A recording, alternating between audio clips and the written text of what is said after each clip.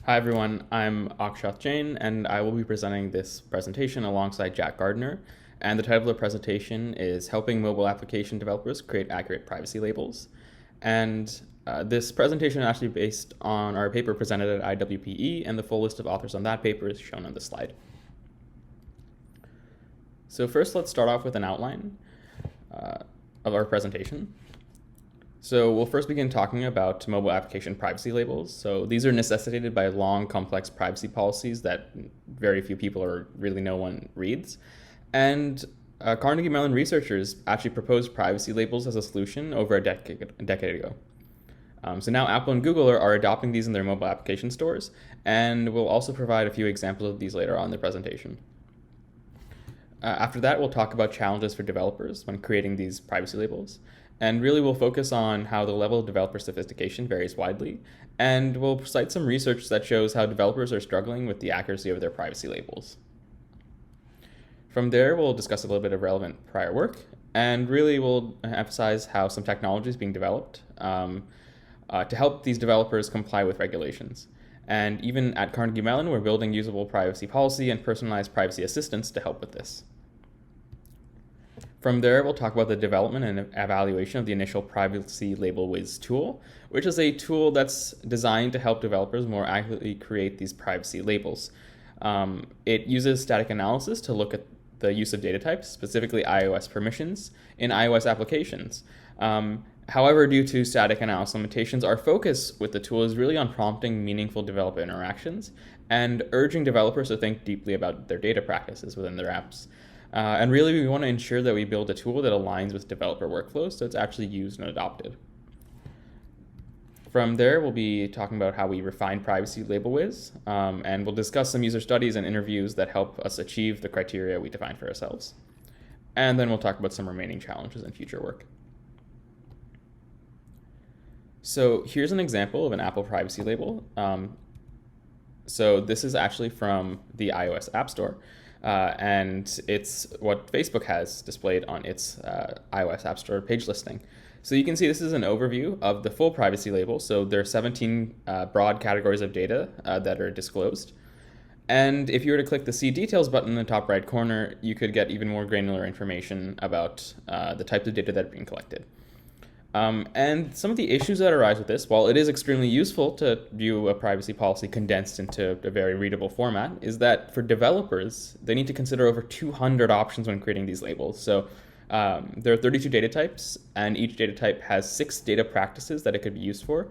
And then alongside that, each data type is associated with whether or not it's used to track the user and whether or not the data is actually linked to the user. And with this complexity comes just challenges because they have to go through and understand every single box that they're checking, and that can become quite tedious and just in some cases difficult to comprehend.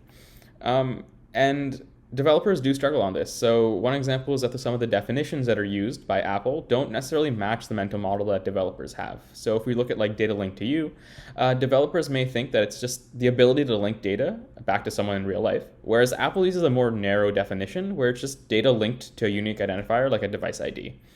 So this discrepancy creates inaccuracies in privacy labels, and we really want to address those types of discrepancies using our tool. Another issue that comes up is that developers oftentimes don't have the sufficient support or knowledge to complete these labels. Most developers aren't privacy focused, and for those that are, it's possible that they don't fully understand Apple's definitions and their privacy labels. So really we're focused on aiding these developers to create accurate labels, and really these labels are a move towards providing more standardized, comprehensible privacy notices in the future. I think one important thing to note is that there are millions of apps on the App Store and tens of thousands of developers, so issues are inevitable at such a scale. And while we're focused on Apple privacy labels specifically, the technology that we use and our approach is easily expandable to the Google Play Store, as they also recently announced a requirement for apps to have these privacy labels. So there are some challenges in creating these privacy labels, like I've alluded to earlier. So really, I think one important thing to note is that we're discussing challenges for developers specifically. And what we found, or what prior research has found when analyzing 1 million apps, in the Google Play Store is that there's an average of over 3 potential compliance issues per application, which is huge. So really we need tools to help developers not run into these issues. So the first challenge is that it's time intensive for applications that collect a lot of data. Like I mentioned earlier, there are over 200 options to consider, so really we need to streamline this process down so it's not as long of a process to create labels. And the second challenge, again alluded to before, was that there are misconceptions about these definitions that Apple is using and how these definitions don't necessarily match up with the mental model that developers might have, which can create issues when you're accurately trying to create privacy labels. Another issue that pops up that research has identified is that there's an under or over reporting of data types. So generally, under reporting implies a lack of awareness. So if you don't know that something is being collected, then you won't tend to report it. And over reporting implies a lack of understanding. So in order to be cautious, if someone doesn't fully understand a particular definition of a data type, they want to be cautious. So they just select as many things as possible in order to cover all their bases. And another thing that can be a challenge is that there's generally an underreporting of third-party data collection and use. So for example, if a developer is using a third-party analytics service, then in order to accurately create privacy labels for their app that uses a third-party service, they need to first go in and read the privacy policy of this third-party service, understand that privacy policy, and then be able to match up the definitions used in the privacy policy with the definitions used by Apple. So there are a lot of steps that you have to do, and a lot of them are just not feasible, or they're not easy to do for developers for application developers that are just working solo or on a small team. And this is compounded by the fact that it's just not a single third-party library that they might use, but they might be using dozens of third-party libraries. So having to do this for each and every one means that there will inevitably be some inaccuracies with these privacy labels. So next, we'll talk about how we actually conducted, or how we created our tool. So our tool builds on the analysis framework of Privacy Flash Pro. So Privacy Flash Pro is an open source tool that members of our research group have contributed to. And that tool uses static analysis to create these privacy labels from the code base. So the analysis is based on a collection of evidence. So the types of evidence that are collected are plist permission strings, imports, and class declarations. And that evidence is used to determine whether or not we should be using certain privacy labels. And static analysis is used to highlight code segments with significant data practices, like using location, so developers can easily go back and find out which files and which part of their code actually uses location, for example. However, static analysis does have its own limitations. So for example, if there's dead code, we're not running any sort of compiler prepass, so we don't have access to ADCE or any of those tools. So it's potential that those might raise some false positives. Also, there's issues of server-side collection. So if any of the data is being sent off to a server or a backend, then we don't have any tools to figure out how that data is being processed by the application's backend. Similarly, if the app is using any third-party libraries that use third-party servers, then again, we don't really have the tools right now to figure out what's happening with the data there. For that, we'd have to go and analyze the privacy policies of those third-party libraries, if they even exist. So I guess really to emphasize, we only have an application-side view of data collection, and we're focused on that. But we acknowledge that we need to include third-party libraries and server-side collection in the tool to create these accurate privacy labels. So our solution is just to prompt developers in Privacy Label Wiz, which is our version of the tool, of these limitations. And now I'll hand it off to Jack to talk about the initial version of Privacy Label Wiz. All right, so in the initial version of Privacy Label Wiz, we design a new user interface with a specific focus on privacy labels. To do this, we build on the static analysis framework that Akshath just discussed to begin our dialogue with the developer. Specifically, this means that we map detected iOS permissions through the static analysis to the data types defined by Apple for its privacy label creation process. In the initial UI, We also included a full list of data types defined by Apple for developers to individually consider each of these data types and whether they relate to their application's data practices. We also provide a list of reflection questions in the UI to ensure that developers are considering components of their application that we cannot detect through static analysis alone.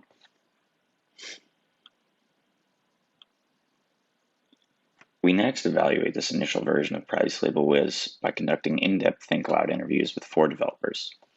In these interviews, developers would bring their own iOS application to the interview, download and run the software tool, and use it to go through the process of updating or revising their privacy labels.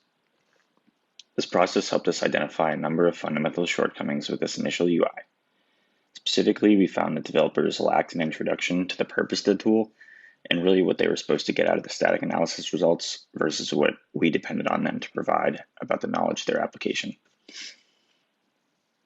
Additionally, developers needed support on understanding third-party data flows and being pushed to consider those components of their application.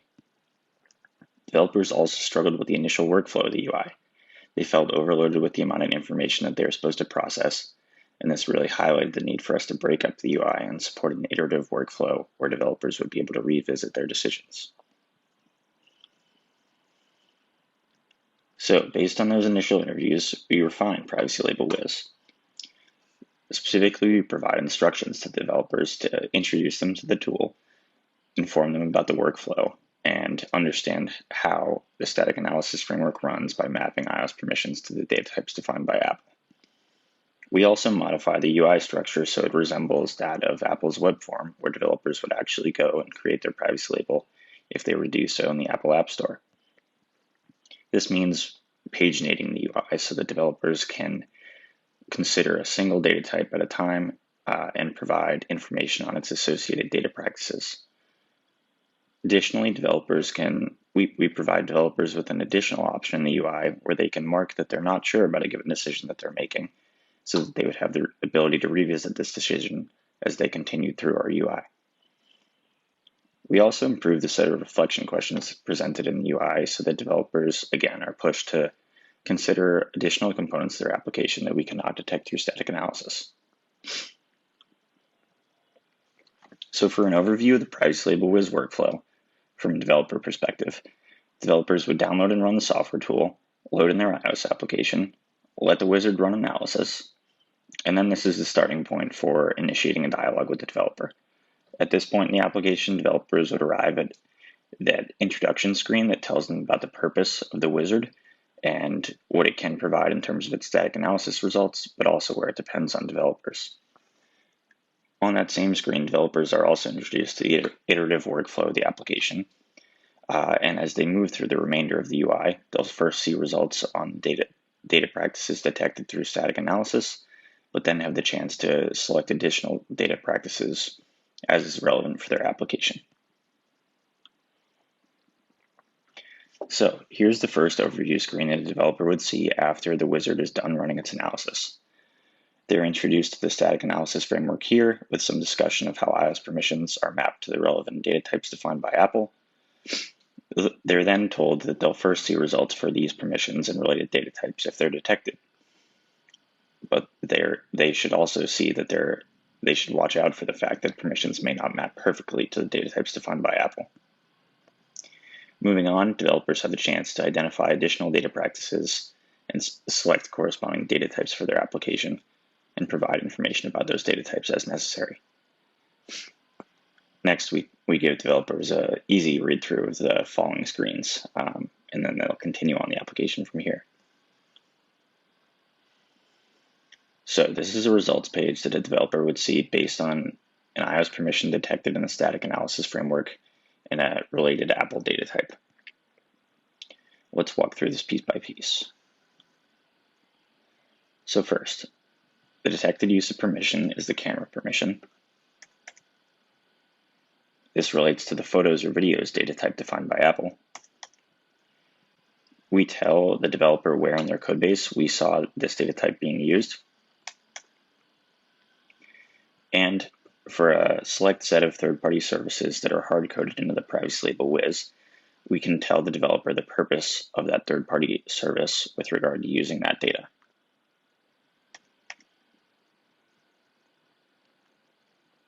Moving down this initial results screen, developers are first asked to consider whether they really collect the data type that's related to the IS permission detected, as Apple only requires that you report a data type for your privacy label if you actually collect it.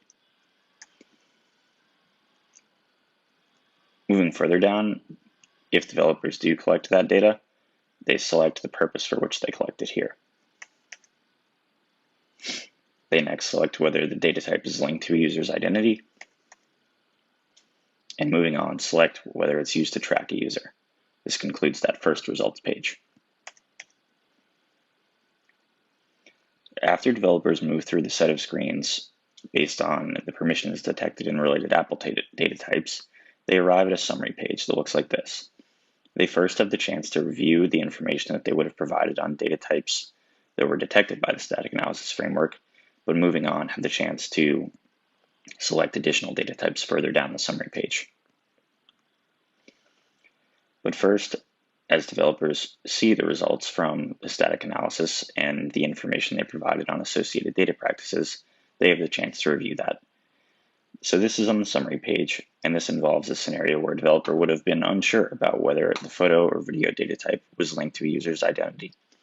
Because they selected this option on an initial screen, they get this exclamation point that is meant to grab their attention and have them reconsider whether they do actually link photo or video data to a user's identity here on the summary page.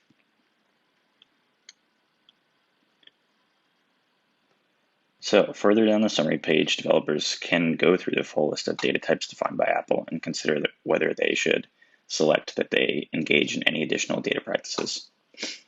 We present them again with the definitions of data collection and third-party partners defined by Apple so that they can be sure that they understand what these definitions mean as they select additional data types. So here's a couple examples from the list of full data types defined by Apple. And further down the summary page, developers see a set of reflection questions.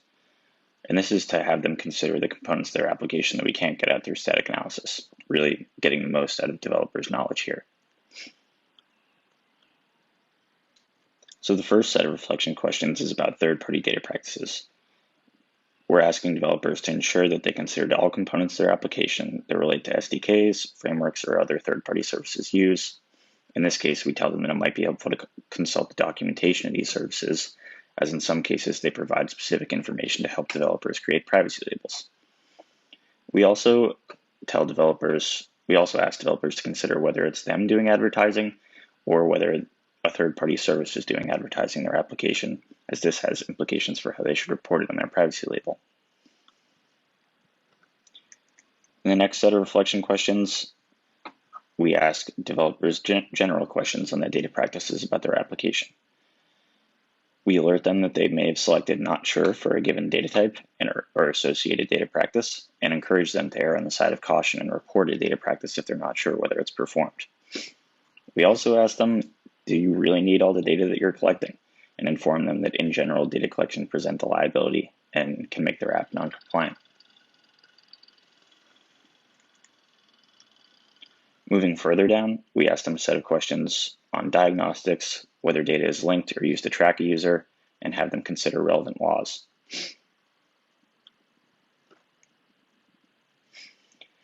So we've designed this UI to help developers create more accurate privacy labels, but it's clear to us that developers still need more help.